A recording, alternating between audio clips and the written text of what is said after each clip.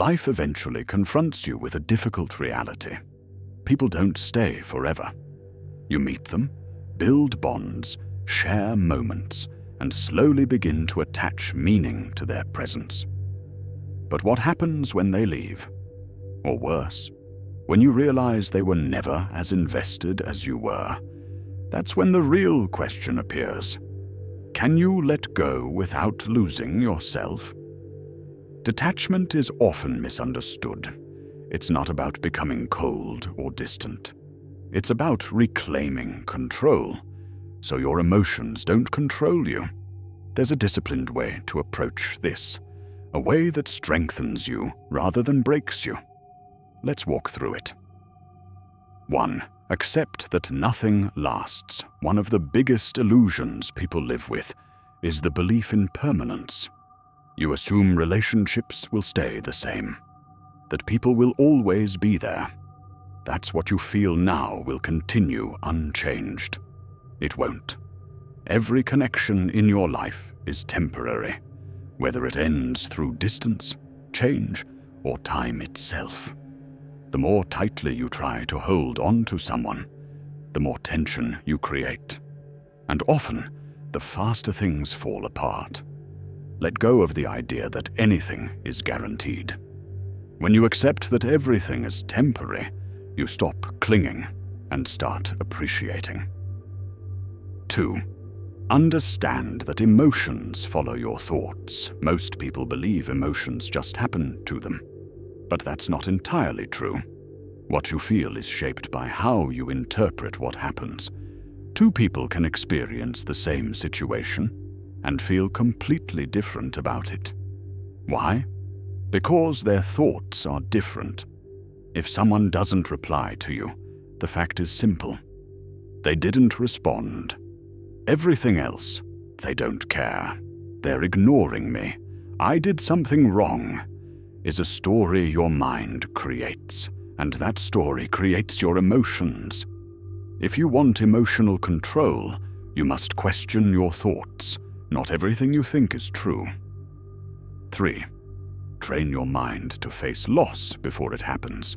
This may sound uncomfortable, but it's powerful. Instead of avoiding the idea of losing someone, allow yourself to imagine it, not to suffer, but to prepare. Picture your life without that person. Feel the discomfort. Sit with it. Why? Because when you mentally face loss in advance, it loses its ability to destroy you later. You stop being shocked by change. You stop being emotionally dependent on permanence. And most importantly, you realize something most people never accept. You will be okay, even without them. 4. Focus only on what you can control. Here's where most emotional pain comes from. Trying to control things you were never meant to control. You can't control how someone feels about you. You can't control whether they stay or leave. You can't control how they treat you. But you can control how you respond. When you attach your peace to someone else's behavior, you give them power over your emotional state. That's a dangerous position. Take that power back. Invest your energy into your actions, your standards, your growth, not into trying to change someone else. 5. Step back and see the bigger picture. When you're emotionally involved, everything feels intense. It feels like this one person defines everything. But step back for a moment. Think about your life as a whole.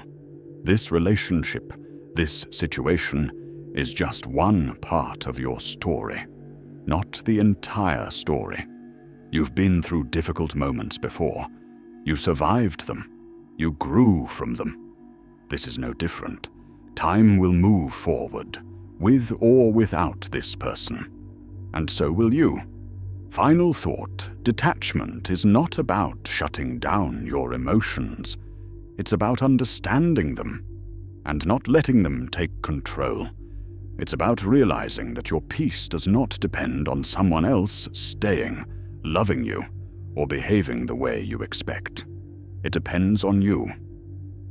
So the next time you feel yourself holding on too tightly, ask yourself, am I in control? Or am I being controlled? Because freedom begins the moment you learn to let go.